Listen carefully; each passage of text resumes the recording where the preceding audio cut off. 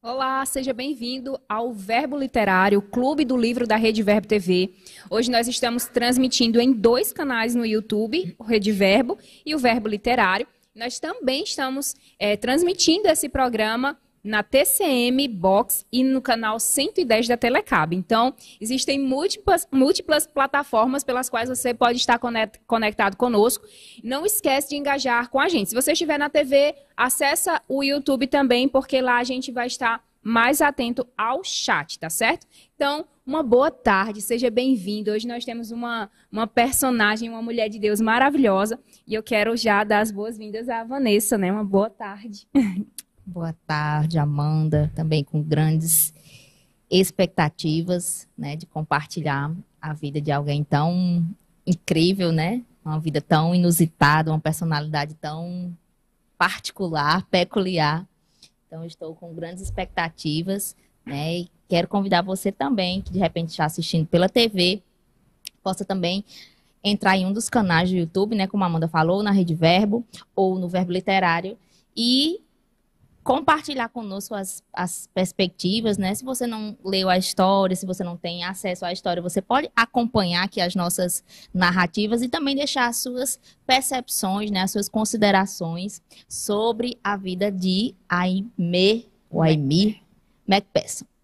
Exatamente, essa mulher teve uma vida muito marcante, muitos feitos, né, que a própria vida chamou a atenção de Hollywood, né? A própria vida dela, o ministério dela, né? Já estou recebendo aqui alguns feedbacks de pessoas no chat, né? Então, a própria Hollywood voltou seus olhos para ela. Ela tinha não só uma personalidade extravagante, né? Mas a forma como ela também veiculava a mensagem do evangelho, né?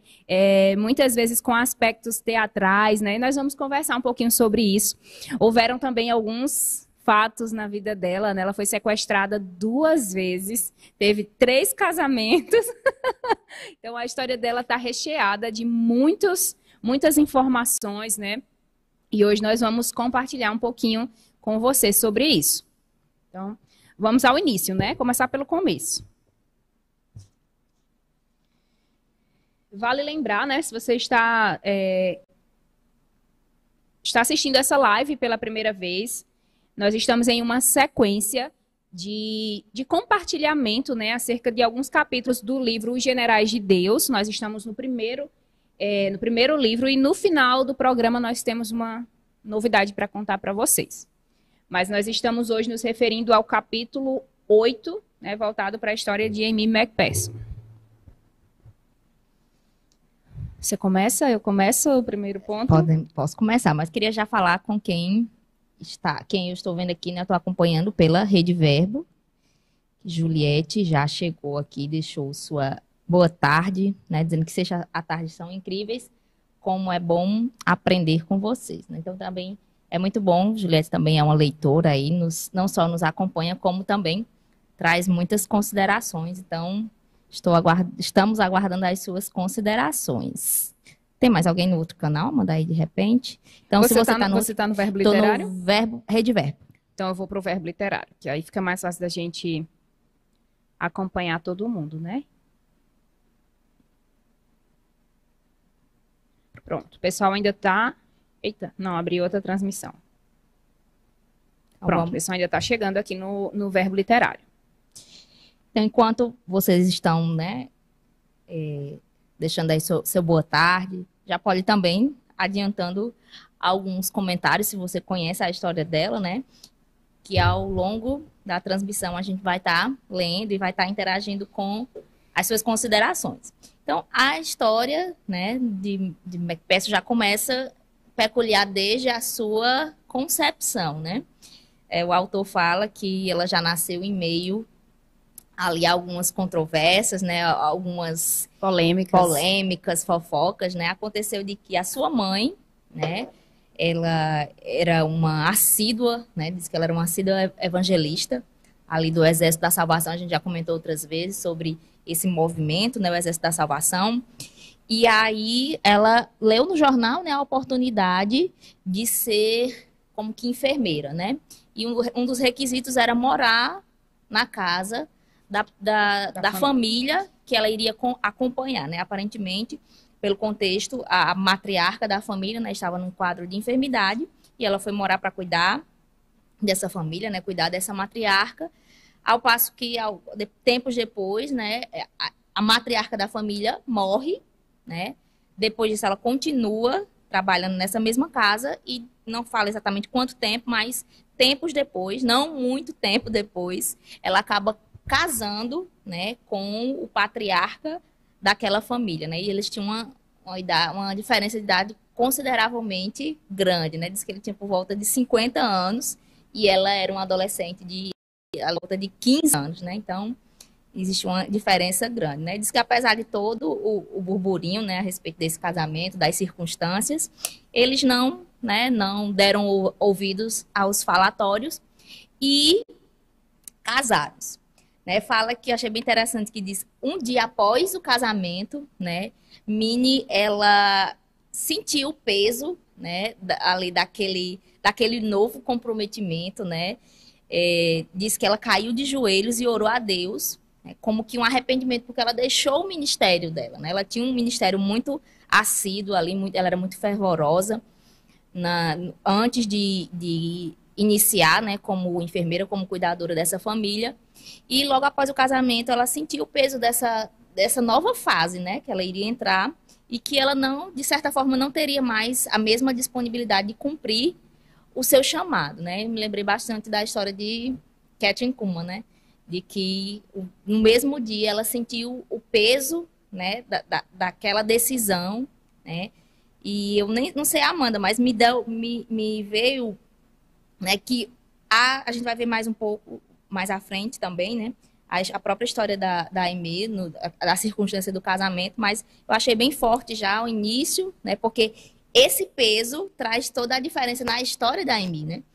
Então, a Kathryn Kuhlman também, né, não é nem por conta da índole do esposo ou das circunstâncias, mas que para elas entenderam que aquilo que foram chamadas para fazer, né, um ministério bastante, um chamado muito forte, elas sentiram o comprometimento após, né, a questão do matrimônio e agora um novo ministério, né? Então, dentro dessa circunstância, desse peso que a Minnie, né, ela era conhecida a mãe de Aimee, Minnie, ela sentiu, né, por não ter cumprido o chamado que ela sabia que Deus havia a separado, ela meio que prometeu, né, consagrou a sua filha Aimee para que como que uma substituta, né, ali ela pudesse agora, né, ser consagrada ao Senhor e cumprir o chamado que Minnie não conseguiu, né, negligenciou e sentiu bastante. É bem interessante que também fala que nessa mesma ocasião que Aimee nasceu, né, morreu a fundadora, uma das fundadoras do Exército da Salvação, que era a instituição que a Minnie serviu, né, e tinha um ministério bem fervoroso.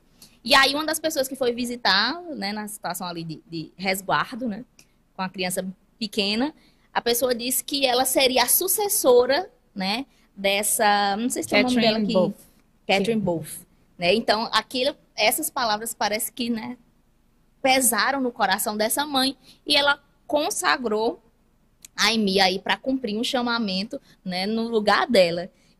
E fala que, né, a Aimee tinha uma personalidade desde criança muito bem peculiar, era dominante, ela era líder. E acho que é aquilo, logo em seguida, que aos 4 anos ela já demonstrava, né, sinais ali do cumprimento desse chamado, que ela subia em bancos de madeira e começava a ministrar, né, aqueles que passassem ali, né? Fala que ela era uma garotinha muito corajosa, né? Que tinha ideias muito obstinadas.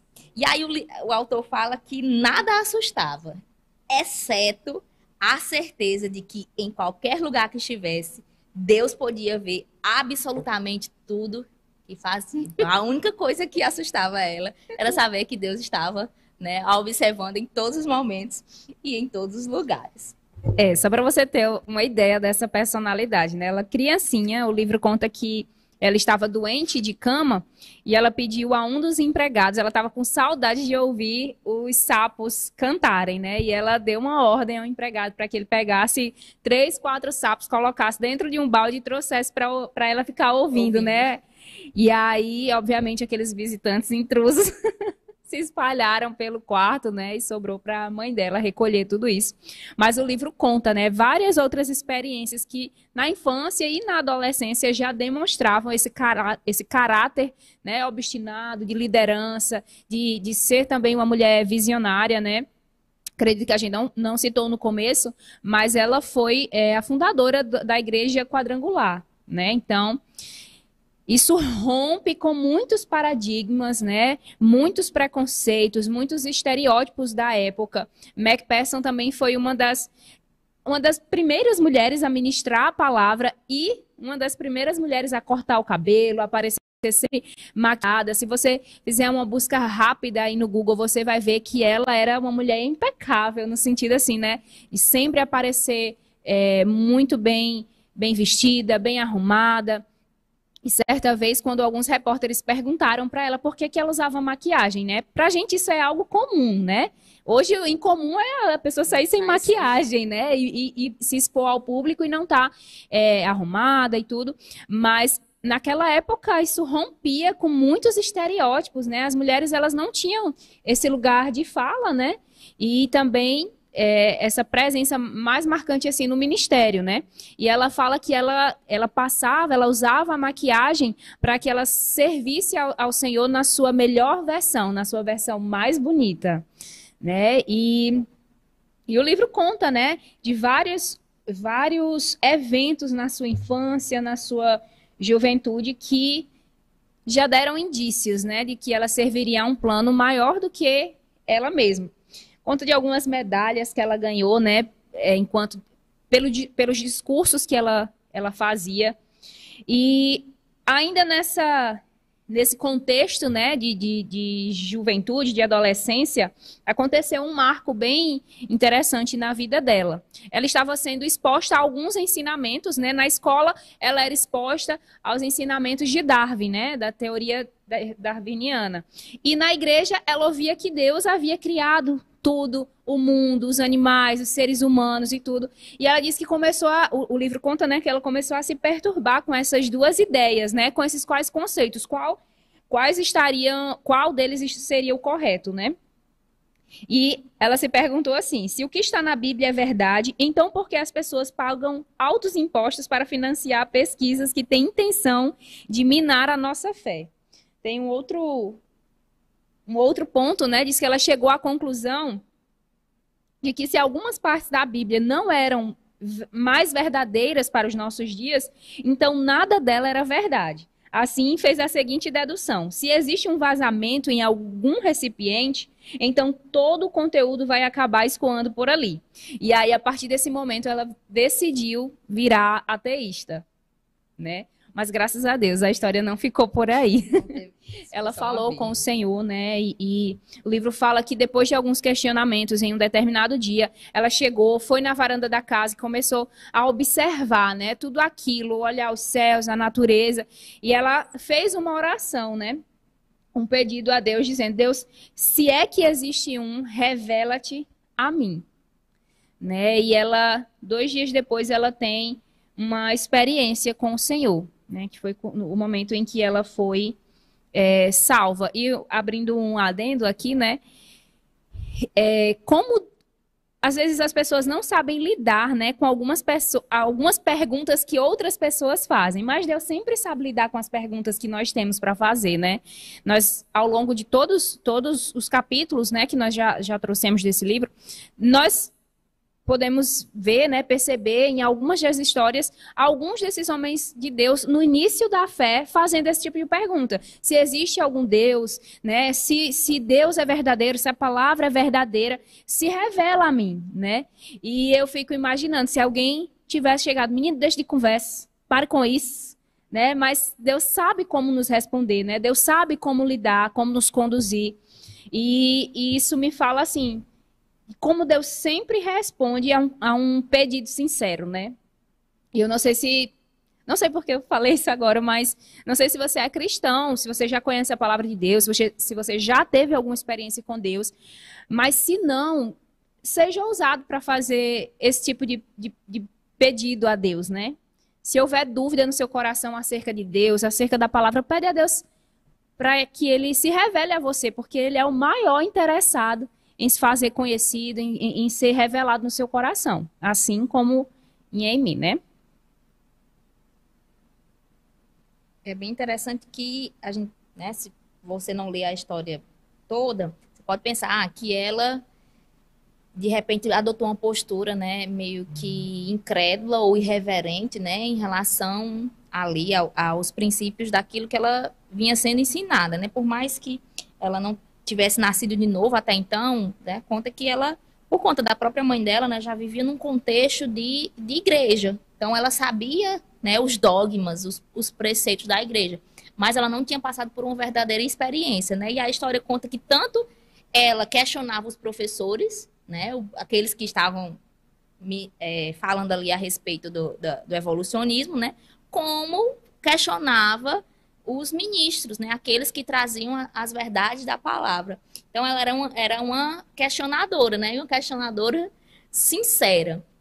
Então, o fato de, às vezes, a gente ser questionador, e o autor faz questão, né, de trazer de que ela não é que ela era irreverente, né, ela era rebelde contra as autoridades, mas ela tinha uma personalidade que ela tinha a necessidade de saber, né, saber ter convicções, né, estar ali minimamente dentro de um sistema que trouxesse uma convicção a ela, né, e a gente vê que essa convicção, né, de repente não veio do meio dela, de ministros, de mestres, mas um encontro com Deus, né, um encontro genuíno, a partir dessa resposta, né, para tantas perguntas, trouxe essa convicção, né, e ela seguiu diante, né, depois dessa convicção, né, ela já tinha a vivência de igreja, mas não tinha ali a convicção e o relacionamento com o Senhor, que aconteceu, né, aparentemente depois dessa postura, entre aspas, irreverente e questionadora, né, é bem interessante. Muitas vezes essa postura, né, estimulava alguns confrontos, né, para que algumas convicções dela se formassem, né? E a gente vai ver, o livro conta, e também tem um vídeo do autor do livro falando sobre ela, né? Ele conta que ela foi a primeira mulher a cruzar a América do Norte de carro, anunciando o evangelho às pessoas. Então, assim, nem sempre uma convicção já nasce com cara de convicção. Às vezes nasce com uma suspeita. Eu acho que isso é certo, eu vou me inclinando para isso aqui. E aí você vai fortalecendo aquela, né, aquela inclinação até que por revelação, por entendimento, se torne uma convicção, né? E às vezes a gente não está pronto para alguns embates, né? Alguns confrontos. Mas às vezes eles são necessários, né? Para que a gente entenda de fato, de verdade, aquilo que a gente crê, né? Exato, e foi nesse contexto que ela conheceu, né, o primeiro esposo dela, né, ela tinha ali, acho, não sei se é aqui que fala, ou foi outra fonte, né, que ela era uma jovem, a família dela era uma família que tinha condições, né, então ela era uma jovem muito inteligente, né, muito bonita, diz que ela sempre andava com roupas, né, da moda, então ela era aparentemente uma jovem que tinha tudo o que quisesse, né? Fala que o próprio pai dela, a criação do pai dela, né? Apontava que ela nunca tinha nada que ela não conseguisse, né? Por ser inteligente, persuasiva, né? A Amanda até falou das medalhas, né? Que ela ganhou prêmios de oratória. Então, né? Ela tinha tudo realmente para descambar aí na questão do ateísmo, né? De entrar ali por uma comunidade intelectual, né? Mas ela teve aí o encontro com, acho que é Robert Semple, né? Semple. E aí, né, a ministração que ela teve acesso através da vida de Robert, né? Chamar de Robert. É bem interessante que também aqui descreve ele, né? Diz que ele tinha mais ou menos 1,98 m de altura, um homem grande, olhos azuis, cabelos castanhos encaracolados e possuía um excelente senso de humor. Ou seja, foi não só encantador, né, ali do relacionamento, mas também trouxe né, uma nova perspectiva para a vida de Aimee, né? Que daí então ela, a partir desse encontro, né? Desse encontro com Robert, ela começou a ter mais, né? Mais, digamos, mais gosto, começou a ser mais impactada por esse mundo, né? Novo para ela. E eu acho que eles casam depois de um tempo, né? Eu acho bem interessante esse primeiro encontro deles, né? O livro conta que, logo depois dela fazer essa oração, pedindo para que Deus se revelasse a ela, né? Ela e o pai dela estavam caminhando em uma rua e uma placa em uma das lojas, né? Uma vitrine de lojas, estava anunciando um evangelista, né? Que era o Robert Semple, né? Um evangelista irlandês. E anunciando onde haveria um culto e tal. E eles foram, né? Amy e o pai foram, sentaram nas últimas cadeiras e antes mesmo do Robert aparecer, né, me parece, pela leitura de alguns, não sei se isso é um fato mesmo, mas que nos cultos, né, o preletor, ele sempre era antecedido por algumas outras coisas, né, então ele era anunciado, né, e antes dele entrar, né, antes dele adentrar na plataforma, tava lendo aqui um trecho bem interessante, né? Que da redoma do intelecto dela, ela achou aquilo tudo muito divertido, os pentecostais, né? Gritando aleluia, alguns deles dançando, e tudo aquilo chamou muito a atenção dela, né? Mas quando ele entrou e começou a ministrar a palavra, né? O escritor deixa bem claro que ele era um grande conhecedor das escrituras. E ela fala que, eu achei bem interessante essa fala, né? Que jamais havia ouvido um sermão como aquele. Usando a Bíblia como uma espada, ele dividiu o mundo inteiro em duas partes. E esse primeiro contato, né, assim, não somente com ele, né, com a figura de um homem de Deus, mas com a palavra, né, assim, é bem interessante. E deixa-me ver a parte dos dons também, né, diz que ele falava em línguas, então era meio que novo esse mundo pentecostal, né? Esse lado da igreja pentecostal, né? Para ela, até então, né? Acho que aqui fala que a mãe dela ficou resistente por um tempo, né? Aqueles que eram cristãos mais tradicionais tinham muita resistência, né? Com os cristãos aí mais pentecostais, né? Exatamente. E a mensagem que ele trouxe, né, naquela noite foi uma mensagem de arrependimento, né? O escritor diz que ele dizia, arrependei-vos, arrependei-vos. E eu creio que nesse momento ela teve esse entendimento, né? O livro conta também que ela percebeu a condição miserável e de pecadora que ela se encontrava, né? Por causa da exposição à palavra. E então o livro conta que 3 dias depois ela parou a sua carruagem no meio de uma estrada deserta, ergueu as mãos para o céu e clamou misericórdia a Deus, né? E naquele momento ela foi salva, né? Tem um trecho, né, que relata sobre isso, diz assim: o céu encheu-se de luz, as árvores, os campos e os pássaros voando à minha volta estavam louvando ao Senhor e sorrindo para mim. Eu estava tão consciente do sangue perdoador de Jesus Cristo que parecia que podia senti-lo correndo pelas minhas veias. Bem dramático, bem pulsante, né? Parece bem condizente com a personalidade de Aimee, né? Eu acho interessante que já desde o começo a gente vê essa predisposição dela para o entretenimento, né? Depois a gente vai ver essa relação dela com as mídias, com o entretenimento, com o rádio. Já nesse primeiro culto em que ela tem, o que chamou a atenção dela, né, a priori, foi, segundo o livro, né, o espetáculo, né, no bom sentido da palavra, mas o espetáculo daquele culto, né, o mover das pessoas, o mover do espírito. Então isso já é como, eu vejo assim, como se aquilo tivesse despertado algo que existia nela, né, uma predisposição que existia nela. E aí fala, né, que ela deixou os estudos, né, para seguir aí a carreira ministerial, né, de Robert.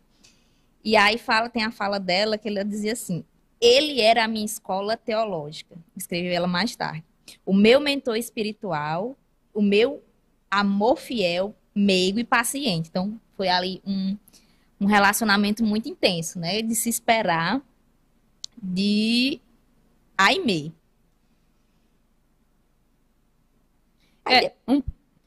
ainda sobre o casamento, é porque um pouquinho antes o autor coloca o batismo no Espírito Santo, Sim, né? não, Que ela teve. já ia partir para a viagem missionária, mas bom, Rebombei na fita. O livro conta que em um sábado, né, todos estavam dormindo em casa e de repente todo mundo ouve um barulho, né, de algo caindo no chão e era Amy, que havia recebido, né, o batismo do Espírito Santo. O livro conta como se ela estivesse se sentindo como que envolta em nuvens de glória e de repente ela começou a falar em línguas, né, as primeiras frases curtas e depois algumas sentenças e todo mundo se alegrou muito, né, com esse evento na vida dela. E aí tem o casamento, né? Adianta de novo o casamento dela. E aí já partiram para a viagem missionária, não é isso? isso, ela teve antes da viagem, né, ela teve uma situação em que ela teve o pé quebrado, né, e ali teve uma das primeiras experiências, né, de cura. De cura, né, tanto que acho que ela quebrou o pé e tinha um relatório de que ela não voltaria a andar normalmente, né, que a lesão tinha deixado uma certa sequela, mas aí ela recebeu uma oração de William Durham, né, que ali é como se fosse um líder, né, do Robert, do esposo dela, e ela recebeu imposição de mãos e crendo naquela oração, né, ela convenceu ali os que estavam em volta de tirar o gesso, né, que ela estava com o pé engessado, diz que alguns ficaram resistentes, mas existiu aqueles que apoiaram e quando eles tiraram, né, o gesso, ela estava curada. Então, ela recebeu aí a primeira experiência, né, aí dela mesmo com cura divina. Deixa eu ver o próximo ponto. Que acredito que aqui eu estava até olhando, é a viagem à China, né? Depois ela casa, estava já grávida e eles dois vão, né? Aí em uma viagem rumo à China, né? O pessoal desse tempo, né? Os evangelistas tinham esse costume de fazer, né? Viagens não tão programadas, né? Assim, para os mais diversos locais. É bem interessante que o título do livro, né, Demônios, Larvas Induzem Chamas, né? Ou seja, eles vão para uma cultura totalmente diferente, né? Totalmente distinta. Eu acho que aqui eu não me lembro se eu li no outro canto. Conta um pouquinho sobre a repugnância que ela tinha quando ela descobriu que alguns chineses, né, comiam lá, justamente o título desse tópico, né? Comiam larvas e isso causou um mal-estar muito grande para ela, né? E também esse evento de ver um hindu sendo... as pessoas ateando fogo em um hindu, né? Essa parte, né, ela é bem... traz só uns pontos, assim, né, do choque de realidade, né? Eu até esperava que fosse mais um pouco longo, tivesse mais detalhes, né? Porque a gente vê como que um encontro perfeito entre, né, Robert e Amy. Mas pouco tempo depois, Robert morre, né? E aí ela fica numa situação bastante difícil, né, em outro continente, em outro lugar, em situações adversas, né? Ele morre, ela está grávida e diz que a situação dela ela teve o bebê, acho que foi 3 meses depois, ou foi 1 mês depois. Deu à luz a Roberta, né? Que ela deu o nome da criança o nome do pai, Roberta. E ela ficou numa situação muito difícil, né? Ela entrou numa profunda tristeza por conta da perca do marido, né? Pelo relato que a gente vê dela falando do esposo, né? Que era um mentor, que era amigo fiel. Então, aquele homem ele representava muito e talvez tudo para ela, né? Foi a porta de entrada, né? Para o evangelho, né? Para a intimidade com o Senhor, para um novo contexto de igreja que ela nunca tinha vivido, né? Então, acredito que é como que se ela tivesse perdido tudo, né? Embora ela fala que mesmo nesse tempo, né, de bastante dificuldade, porque não só da circunstância, mas porque ela perdeu o marido muito jovem, né? E agora estava com a criança. mas diz que ela continuou a buscar o Senhor, né? Mas fala que um ano depois da morte dele, ela ainda estava sofrendo bastante com essa perca, né? Mas aí a mãe dela consegue contatá-la, né? E ela retorna para ficar com os pais dela, né? E nessa busca pela vontade do Senhor, né? Mesmo em uma situação de profunda tristeza, né? De uma situação bastante difícil, de abandono, né? De estar ali gestante, agora teria que cuidar de uma filha sem o pai. Ela continua, né? Buscando a vontade de Deus. Um adendo, Vanessa. Eu vi o Roberts falando, né, contando um pouco sobre a história dela, e o Roberts, marido dela, né, porque tem dois Roberts, o Roberts, autor do livro, e o Robert, esposo dela, né, ele morreu de malária, e de certa forma, pelo que ele conta, né, ela esteve envolvida, né, no falecimento dele, né, porque a inexperiência dela no cozimento das comidas que ele comia foi o que pode ter causado, né, a malária que levou ele ao falecimento. Então, não sei até que ponto esse fato não pode ter inflamado ainda mais, né, com essa tristeza, né, que ele sentiu. Eita, ó, tem alguém fazendo alguns adendos aqui também no chat. Adriana, li que a mesma foi a autora de vários livros, 105 hinos e 13 óperas sagradas. Isso aqui só os espectadores do Verbo Literário que têm essas informações.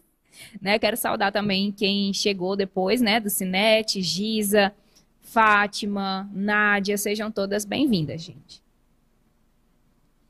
E aí segue para a segunda parte, né? Assim, a segunda parte não, a parte seguinte, que ela, né, nessa busca pela vontade do Senhor, teve uma situação em que a filha dela teve um problema de saúde, né? Ela havia saído, né, para pregar em algumas igrejas, mas precisou retornar. E posteriormente ela foi a Nova York, né, onde conheceu Harold ou Harold, me ajuda, mano. Harold McPherson, né, que ela levou até o fim aí, até hoje, né? A gente conhece como Amy McPherson, que é o sobrenome do segundo esposo dela. Ela conhece esse homem, né?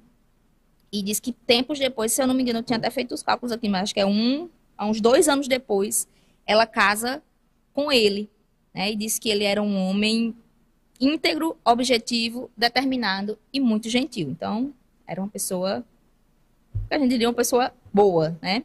E a filha dela, né, diz que começou a chamar ela, Harold, né, de papai Mac. Então, ali ela já conseguiu começar a reconstituir a sua família, né?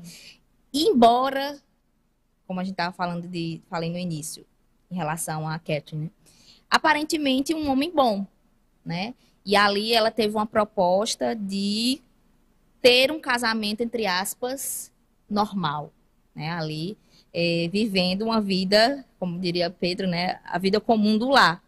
Só que isso, né, deixar, né, o ministério, diferentemente do que ela cumpria com o esposo dela, o primeiro, né, quando ela ficou viúva, trouxe, né, ela até, eu não sei bem se foi a perspectiva dela ou se foi a perspectiva do autor, mas ela diz que o livro conta, né, que os 3 primeiros anos é como se fosse a história do profeta Jonas, né, e ela entende, ou foi o autor, que ela entrou em uma profunda depressão, ou seja, ela não tinha um problema aqui que o marido dela era agressivo, era um mau caráter, não, o problema, né, e a dela fala, né? Era questão de alvos. Aparentemente, esse homem queria viver uma vida, um casamento comum, né? Criar família e tudo. E ela tinha um desejo, né? Se não um desejo, mas assim, queimando dentro dela, um chamado. E aí fala que ela estava sofrendo depressão por conta de ter renegado a isso, né? Não sei se é a perspectiva dela ou a perspectiva do autor, não entendi bem. Mas está separado, né? Está distante daquilo que ela tinha se proposto a fazer inicialmente, trouxe uma profunda tristeza, né? A ponto de trazer aí uma depressão, e ela sofreu, né, um colapso emocional, né? O autor ele conta que o que trouxe, né, uma estabilidade maior emocionalmente para ela foi a própria maternidade, né, que ela gostava de estar envolvida com os afazeres domésticos e tudo, mas havia um convite, né, que sempre saltava no espírito dela, que era justamente, né, preciso que você realize um trabalho evangelístico, você irá, né, essa pergunta sempre ecoava no espírito dela. E como Vanessa disse, né, em muitos momentos ela esteve como que Jonas, né, fugindo de Nínive ao invés de ir para Nínive. E mesmo sendo lícito tudo aquilo, né, o contexto familiar, cuidar do esposo, dos filhos, mas esse você irá sempre ecoava no espírito dela. E o livro conta que depois de alguns anos já casada, a saúde dela ficou muito debilitada, né? Ela ficou acamada e havia relatórios negativos dos médicos. E mais uma vez, né, a voz dentro dela, você irá, você irá. E o livro conta que sobrenaturalmente, né, quando ela respondeu a esse chamado positivamente, ela foi instantaneamente curada e já ficou de pé, né, para corresponder ao chamado do Senhor. Ela estava, aqui conta, né, que ela estava já no estado terminal, já tinha sido transferido para uma ala, onde só ficam os pacientes terminais, mas a mãe dela foi até ela, né, e orou ali ao Senhor, relembrando, diz que rapidamente ela relembrou de tudo, do início da história dela, né, da consagração, e diz que todo mundo ficou muito comovido, né, com a situação ali de uma mãe angustiada, que ela se deitou sobre o corpo da filha, né, e orou. E aí, esse quadro, né, de uma morte já decretada, né, mudou, como a Amanda falou. É bem interessante que fala que a pouca energia que ela tinha, né, ela respondeu a esse você irá, ela disse que ela sussurrou que iria, né, e isso deu vida novamente ao corpo de Aimee, a ponto que ela se recuperou totalmente.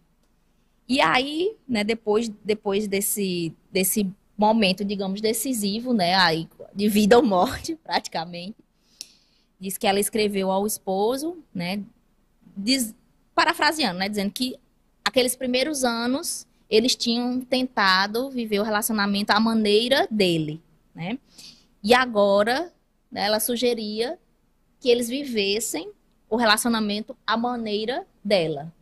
E aí ela pegou as crianças, levou até a sua mãe, eu acho que ela já tinha tido o segundo filho, que agora era do seu segundo esposo, né? E partiu para as campanhas evangelísticas. Quer acrescentar alguma coisa, Amanda? Não, mas aí o livro dá continuidade, né, falando sobre como ela começou, né, de fato, de verdade, a promover reuniões em que as pessoas eram curadas, né, recebiam o batismo no Espírito Santo, nasciam de novo. E eu estava lembrando, né, que no início desse capítulo, ele conta uma estratégia que ela usava, né, de que mais ou menos na hora do almoço, ela ia para o centro da cidade, uma das praças da cidade, e ficava olhando para o céu. E é aqui que a gente vê os aspectos teatrais, né, no ministério dela. Ficava olhando para o céu, e aí, né, e aquilo ia despertando a curiosidade das pessoas. Então, chegava uma pessoa, chegava outra pessoa, e fala que quando já havia uma pequena multidão, né, curiosa com aquilo, ela saía correndo dizendo que ia contar por que ela estava olhando para o céu. E aí ela entrava ou em uma tenda, ou em um templo, onde eles se reuniam, pedia que fechassem as portas, né, quase como que capturando aquelas pessoas, e começava a falar sobre o Senhor, né? Em uma das reuniões ela começou a cantar uma música que fala que estava procurando o rei, né? Procurando o Senhor. Então, além desse aspecto teatral, né, algo que ficou bem conhecido relacionado ao ministério da Aimee eram os grandes carros, né? Como que alegóricos, em que ela ministrava, ela passava, e muitos deles foram até premiados pela construção artística. Um né? dos segundos, digamos assim, o segundo passo do ministério dela, né? Fala que ela comprou uma tenda e ali ela achou que tinha feito um bom negócio, porque comprou uma tenda bem, entre aspas, barata, mas quando ela abriu a tenda para montar, né? Ela viu que essa tenda estava rasgada. E aí eu achei interessante que o autor fala, né, que ela, sem se abater, que a gente vai ver outros momentos mais para frente, que rapidamente ela tinha essa capacidade, né, de adaptação, né, numa situação de frustração, de decepção, de traição. Rapidamente ela se reprogramava, né, e fazia as coisas acontecer. Fala que quando abriu a tenda estava toda rasgada, mas ela não se abateu, se juntou ali os voluntários e eles montaram essa tenda, né? E nessa ocasião, Harold se aproxima, né? E daí em diante, alguns anos, ele segue o ministério dela dando o apoio, né? Que aí ela compra o primeiro carro, que é um Packard, acho que é esse. E aí começa uma igreja itinerante, né? Porque as tendas, elas têm, né, umas limitações, geralmente é montada no lugar, ainda passa vários dias, várias semanas, vários meses, dependendo das campanhas, e fica ali naquele lugar. E ela já alcançou essa dinamicidade, né, com o carro, ela já ia chamando o povo, diz que esse mesmo carro aí, ela já ministrava de 8 a 10 vezes no dia, então, rapidamente, ela conseguiu, talvez sem perceber, uma estratégia de ser mais dinâmica, né, de alcançar mais pessoas do que ali a estratégia das tendas, né, que foi bem comum nesse tempo, os evangelistas. Ela fez aí uma das primeiras inovações, né? Eu, particularmente, nunca vi nenhuma história de outro ministro, de outro pregador, de outro avivalista que tenha utilizado essa estratégia de ter um carro, né, chamar o povo e ministrar no próprio carro. Outra coisa bem peculiar a respeito dela, nessa mesma sessão, que fala que, porque ela tinha essas dinâmicas, né, de montar tenda, de montar cenário, montar tudo, diz que ela tinha uma mulher que tinha mais força e falava mais alto do que muitos homens, né? E você nem imagina, pelo menos as fotos, porte, né? Você pensa uma mulher mais franzina, mas diz que por conta dessa dinâmica, né? De ter que montar tenda, de ajeitar uma coisa e outra, né? Essa dinamicidade dela proporcionou uma força física, né? E diz que ela tinha uma voz também muito forte. O livro vai contar também sobre a primeira experiência com a cura divina, né, que ela teve no ministério e nesse contexto de tendas, que foi uma das mulheres que chegou com um pescoço tão retorcido por causa de uma enfermidade que ela estava acometida, né, a artrite reumatoide, que o pescoço dela estava tão retorcido que ela não conseguia nem olhar para a evangelista, né, para a Amy. Depois de fazer uma oração por ela, né, esse pescoço conseguiu, né, voltar à ordem que deveria estar estabelecida.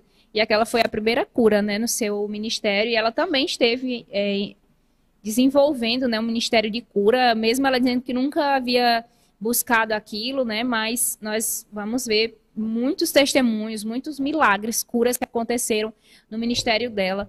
Nesse vídeo em que o autor do livro fala sobre ela, né, ele fala que chegou a um certo nível, né, de envergadura ministerial, que às vezes ela passava a tarde inteira orando por pessoas, né? Não ministrava, mas só impunha as mãos, orava. E em muitos lugares, né? Em Los Angeles, por exemplo, quando era o dia dela orar pelos enfermos, várias... Eita, fugiu o nome agora do carro que leva as pessoas para o... Ambulância. As ambulâncias eram alugadas para poder levar o máximo de enfermos possíveis, né? Então havia toda uma dinâmica da cidade para poder submeter aqueles enfermos, né, à unção de cura que ela carregava. Outro fato, né, que revela, né, essa postura resiliente, determinada, né, de que não se deixa abater fácil, né? Numa das reuniões diz que uma lâmpada explodiu em seu rosto, né, e ela ficou tanto com o rosto como o pescoço, totalmente coberto de bolhas, né? Porque as lâmpadas não eram elétricas como hoje em dia, né? Então tem ali um combustível. E aí diz que ela sentia muitas dores, né? Obviamente, uma queimadura no rosto, uma pele mais sensível. E um dos arruaceiros, né? Porque muita gente vinha, né, para receber cura, muita gente vinha para experimentar ali dos dons, para experimentar da presença de Deus, para escutá-la, mas muitos vinham por curiosidade, né, ou para zombar. E um desses zombadores, né, quando ela saiu, que isso foi durante uma reunião.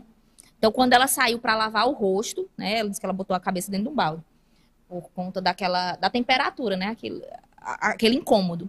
Enquanto ela saiu para refrigerar ali, para lavar o rosto, conta das dores, um desses arruaceiros subiu no palco e disse, né, que a senhora que pregava cura se queimou e agora não teria reunião. Aí disse que ela ouviu isso por trás das tendas, aqui estava numa reunião de tenda, né, e voltou à tenda e começou a ministrar e cantar. Ela também cantava, cantar e tocar. E das estrofes, ela dizia assim, da música, né? Eu louvo ao Senhor porque me curou e levou embora toda a dor. E diz que todos que estavam ali começaram a testemunhar que o rosto dela passou de vermelho a cor normal. Então, rapidamente ali, todos observaram a manifestação de um milagre, né? Da regeneração da pele dela, né? O autor, ele conta que uma vez questionando um dos filhos, né, o filho homem dela, qual era a experiência que mais tinha marcado ele com a mãe dela, né? E ele cita que, aqui no livro tem um testemunho, né, dos sapatos deles que esticaram, né, para seguir o crescimento natural deles, que é um testemunho, né, mas o autor, ele conta de um testemunho de que certa vez nessa peregrinação, né, indo de cidade em cidade na América do Norte, estando ela e os 2 filhos na estrada já à noite, eles perceberam que o pneu começou a secar, né? O pneu furou e secou completamente. E ela já, imagina, né? Uma mãe na estrada à noite com 2 filhos. E os filhos começaram a perguntar, mãe, agora o que nós vamos fazer? E ela disse, vamos orar pelo pneu. E aí colocaram, né, puseram as mãos sobre o pneu que havia sido furado. E ela disse que pediu a Deus para que Deus curasse o pneu. E o filho, né, o Ralph, ele conta que começou a sentir, né, o pneu sendo enchido, né, de novo. Então, sobrenaturalmente, aquele pneu foi consertado e eles deram continuidade à viagem. Interessante. Bastante. Nesse ponto, né, o casamento dela com Harold já não conseguia mais se sustentar, né, porque eles viviam uma vida itinerante. É uma vida bastante agitada, sempre de ministrar em cidade, local em local. E aí não era proposta, não era aquilo que Harold tinha desejado para a vida dele, né? E aí depois, a história conta, né? O livro conta que depois de uma longa noite de discussão, né? Ele disse que não aguentava mais aquilo e acabou abandonando ela, né? E anos depois pediu o divórcio formal, né? Teve ali a separação, eles se distanciaram e anos depois eles, de fato, se divorciaram e ele chegou a casar novamente, né? E o autor fala que ele construiu ali a família que ele tanto esperava, né? A vida que ele esperava e não conseguiu viver com a Aimee por conta da situação, né? Do ministério, do chamado dela. Tem bastante coisa. Eu vou dar uma puladinha em alguns detalhes. Vou deixar você com desejo de ler a história inteira, porque nós precisamos ganhar tempo. Mas eu gostaria de falar um pouquinho sobre o relacionamento que ela tinha com a mídia, né? Então, nós já citamos que os cultos dela, né, as pregações dela e o próprio comportamento dela na mídia, né, chamaram muita atenção, né, de muitas pessoas de Hollywood. Ela era uma amiga, né, do Charlie Chaplin e bem interessante assim a forma como ela se comportava, né? Eu ouvi um relato de que muitas pessoas amavam ela, mas sempre existe aqueles que tentam, né, minar o ministério e lançar algumas informações negativas. E uma vez ela perguntou para os jornalistas por quê que alguns deles sempre tinham notícias, né? Sempre tinha notícias dela no jornal, mas nem sempre eram boas notícias, né? E eles perguntaram, eles diziam que era uma instrução do chefe deles, que sempre deixasse ela na mídia, mas não de uma forma positiva, né? Sempre tentando minar o ministério dela. Deixa eu ver aqui algum ponto importante ainda sobre a mídia. Ela também foi uma das precursoras, né? Uma grande visionária no que diz respeito ao rádio, né? Depois que as tendas alcançaram o nível de influência e havia uma multidão, né? Temos depois algumas fotos, a gente pode mostrar, mas a multidão que seguia aquela mulher, né? Ela pensou em uma forma de que conseguisse chegar, né? na casa das pessoas, e uma dessas estratégias foi o rádio. E é bem interessante, o autor conta que haviam 3 rádios, né, em Los Angeles, que era a base ministerial, onde estava a base ministerial dela, só que a rádio dela, ela tinha uma potência muito forte. Então, quando eles estavam, né, usando a rádio, quando ela estava ministrando na rádio, todas as outras rádios sofriam interferência, e ela dizia que era o poder de Deus, e Deus nunca podia ficar em segundo lugar. Né, e chegaram até a mandar cartas para o presidente para que a rádio dela fosse fechada, né, impedida, mas não houve resposta, né, da parte do governo, e ela ficou como uma das rádios mais fortes da cidade. É bem interessante. Lembrei de um dos trechos, que eu não lembro se é mais para frente ou mais para trás, que às vezes a gente lê, fica lendo e relendo, mas que uma das pessoas que tinha um apreço por ela era algumas reuniões dela. O presidente Roosevelt, né? Que ela, inclusive, ajudou bastante durante, acho que foi a Segunda Guerra Mundial. Muitas pessoas foram ajudadas por ela, né? Então, tendo em vista esse apoio à população, né? A própria nação, ela também ganhou, né, admiradores. Inclusive, o próprio presidente dos Estados Unidos, na época, o governador da Califórnia, né?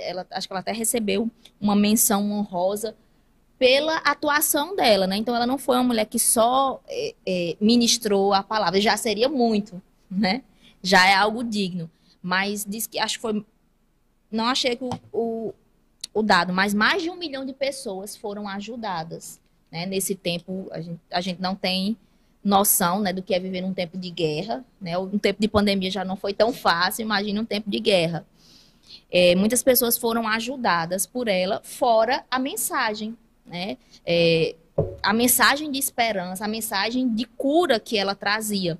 Então, isso trouxe vários admiradores dela, né, para ela, pela sua atuação ministerial, entre outras questões. Ela também fundou uma escola, né, uma escola bíblica, diz que ela era uma excelente professora, ela também investiu em missões, então a vida dela não foi, que a gente conta, né, que é a parte mais interessante, né, mais peculiar, que eram suas ministrações, a forma que ela trazia o evangelho, mas assim, o raio de atuação dela foi além disso, né, foi apoiar pastores, apoiar missionários, ministros, então ela teve um raio de atuação muito grande, por isso, né, ela tinha também ali uma entrada e uma saída em diversos públicos, né? Conta que eu não me lembro qual é o nome de um ator da época, de Hollywood, não era Charles, não.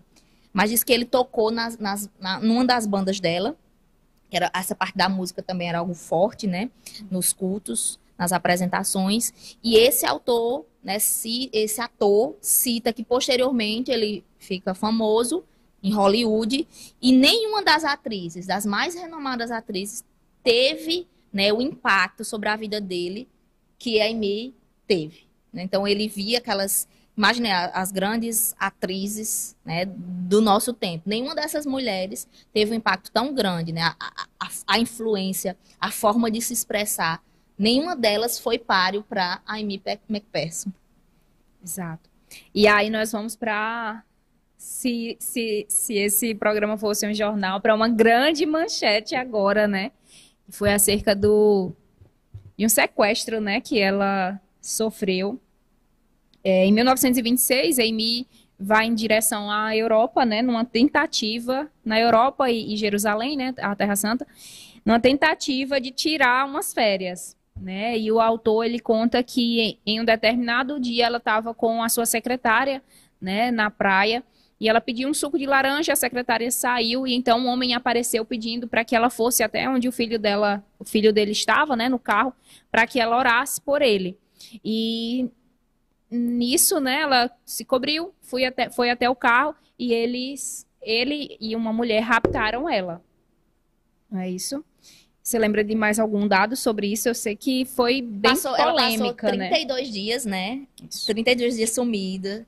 e todas as autoridades, porque ela era uma pessoa famosa, uma pessoa, né, querida. Então, todas as autoridades, todo mundo se mobilizou para encontrá-la. 32 dias sem nenhuma notícia, né? Já estava marcado o culto, né? O culto fúnebre em memória, né? No Templo Ângelus, que foi uma das feitas também de Aimee, né? Que ela não assim, não aguentando mais essa vida, né? De itinerância, ela teve a direção de ter um templo, né? E ela fez aí, passou uns 4 anos viajando e angariando recursos para fazer esse templo. E aí no templo foi marcado o culto em memória a Aimee McPherson, que acho que foi 3 dias depois ela reaparece.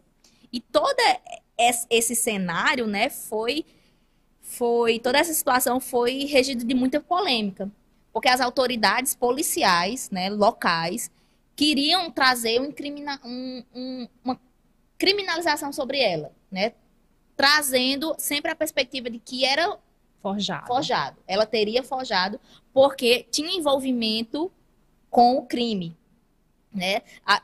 Teve uma outra situação de sequestro, né? Que essa é um pouco mais engraçada e um pouco mais interessante, de que é difícil dizer, Ku Klux Klan, né? Que era um grupo ali, né?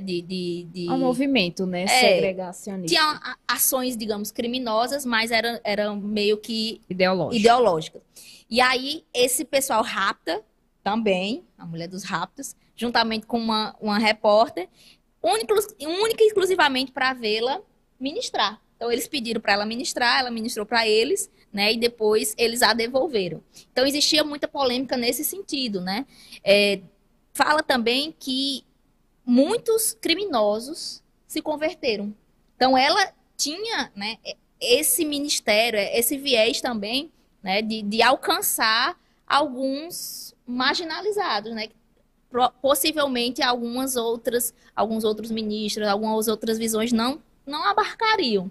E por ter, né, desmanchado alguns esquemas, né, por pessoas terem sido salvas e meio que atrapalhado, né, os planos da máfia, de grupos criminosos, eles, né, existe a teoria, porque nunca nada foi comprovado, né, de que eles fizeram isso, né, ao passo de que as autoridades locais queriam trazer essa conotação de que foi uma farsa porque ela tinha envolvimento com essas pessoas.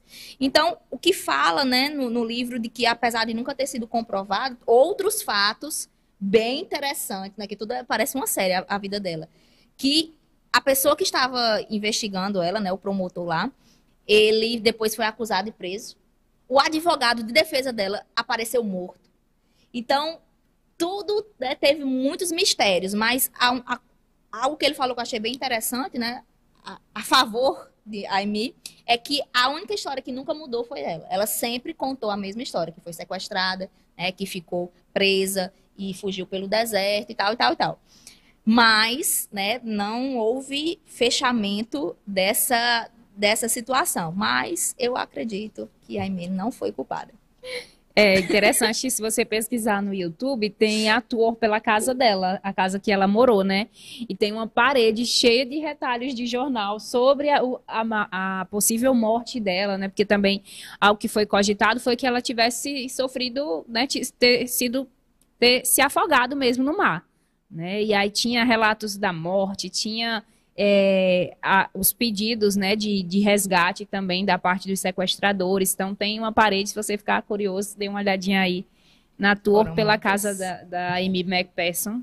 Muitas histórias. Essa história é bem interessante. Vou falar rapidamente aqui, Amanda. Dentro das encenações, né, que ela fazia peças teatrais, diz que ela contratou um papagaio para, né, encenar, para montar ali uma história, uma dramatização, que ela disse que via as escrituras como uma dramatização, e ela tinha esse objetivo de apresentar às pessoas, né, as histórias bíblicas, tudo que tem ali na Bíblia de uma forma ali, não nem lúdica, mas, né, trazendo vida para aquilo.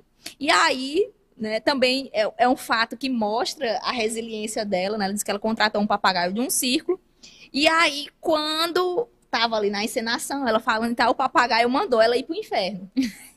E todo mundo já ficou chocado, né? Imagina aí, há tempos atrás.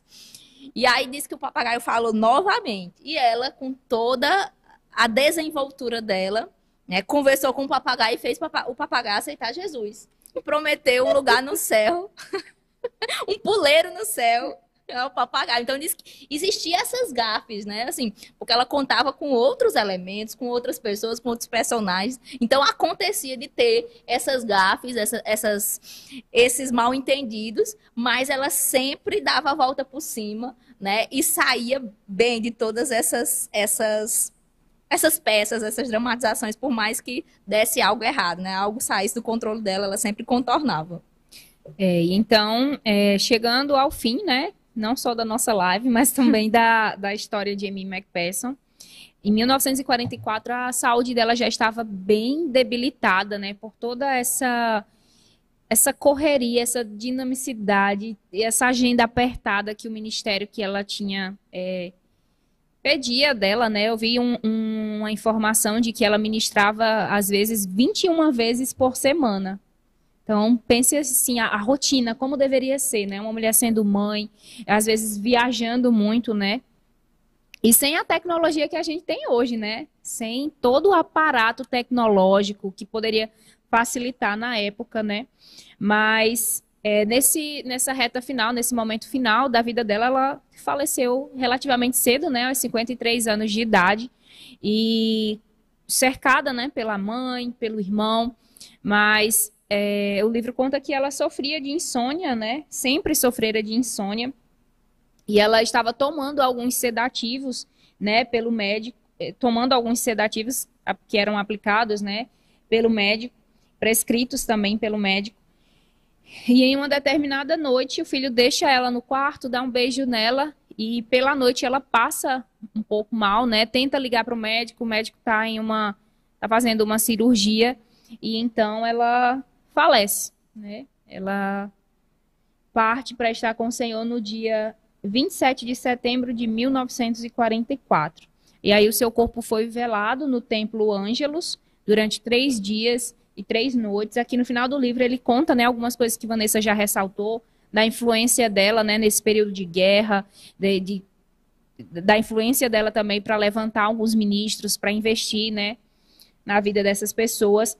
E algo interessante, né, para finalizar esse momento da Amy Macpherson é enfatizar uma questão que ela sempre deixava claro para os seus alunos, né, que eles precisavam permanecer no meio da estrada, né, não ultrapassando alguns limites, não ultrapassando os limites de velocidade, né, assim, não quebrando algumas barreiras e nem ficando para trás, mas permanecer, né, com fidelidade naquilo que Deus tinha confiado para ela, confiado a cada um de nós, né?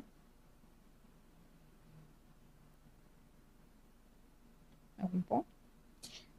Quero ressaltar alguns pontos, já aproveitando a deixa, que você não me perguntou, mas eu já vou responder, das lições, né, que foram lições para mim, né, e acaba sendo que alguns pontos que a gente não conseguiu compartilhar, mas eu vou tentar fazer as duas coisas em uma só. Uma das questões, né, que teve na vida dela, dos pontos baixos, digamos assim, não de momento, né, mas de dificuldade de lidar, né, ela casou-se uma terceira vez, né? Conta que o contexto era um homem totalmente de caráter duvidoso, né? Era alguém que notoriamente não seria confiável, né? Mas ao longo da história fala o quão poucas amizades ela teve, né? Tanto traz a perspectiva de que a mãe dela era um pouco controladora, né, e impedia um pouco que as pessoas se aproximassem dela, como também a própria rotina dela, né, que seria o segundo ponto, né, que aqui está escrito expressamente que o início do colapso da saúde dela, né, começou porque ela não descansava o suficiente. Então, essas duas essas duas questões, né? O fato de não ter pessoas próximas, pessoas confiáveis, né? Traz aqui o entendimento de que ela se sentia muito só. Ela tinha 2 filhos, mas os filhos casaram e tal, tinha a mãe dela, mas assim, houve alguns problemas com a mãe dela, com o ministério, né? Que ela era administradora depois que o esposo dela, né, se separou dela. Mas por conta de algumas divergências, a própria mãe, né, diz que aqui conta que ela começou a falar mal, né? Começou a falar mal da Aimee. E às vezes isso em público. Então imagina você estar numa situação em que você não tem muitas pessoas para confiar. Até a sua própria mãe, ela, né, por não entender ou por uma série de coisas, ela está se voltando contra você. Então isso a deixou numa situação bastante vulnerável, né, a ponto de ela se propor a um terceiro casamento com alguém que notoriamente não tinha nem o caráter, né? Porque a gente vê no segundo casamento dele, o problema não era uma pessoa que não era um homem mau, não era um homem mau caráter, era um homem que tinha uma perspectiva de vida também, diferente, né? Proposições de vida diferentes, que ali inviabilizou a continuação do casamento, né? Ou um cedia ou o outro cedia. Então, nenhum dos dois, eles até tentaram, mas não conseguiram, né? Ali, um ceder para o outro. E aí, chegou ao ponto de ela abrir a vida, né? Se propor a casar com alguém que notoriamente não era uma pessoa certa para ninguém. Por estar sozinha, né? Por estar vulnerável. Eu penso, meu Deus. É comum, às vezes, a gente, mesmo tendo pessoas próximas, né? Assim, vivendo, né? No contexto de trabalho, de igreja e tudo. Mas a gente sabe que são poucas pessoas que a gente pode contar.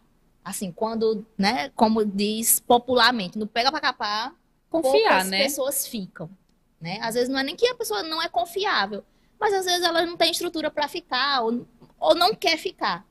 E aí foi o que aconteceu com ela, né? Ela chegou a um ponto em que até a mãe dela estava contra ela, né? Então ela se viu muito só e por conta dessa vulnerabilidade, ela se propôs, né, a casar com uma pessoa totalmente fora de cogitação, né? Até parece que elas passaram algum tempo casado, mas aí, posteriormente, foi apresentado o pedido de divórcio, né?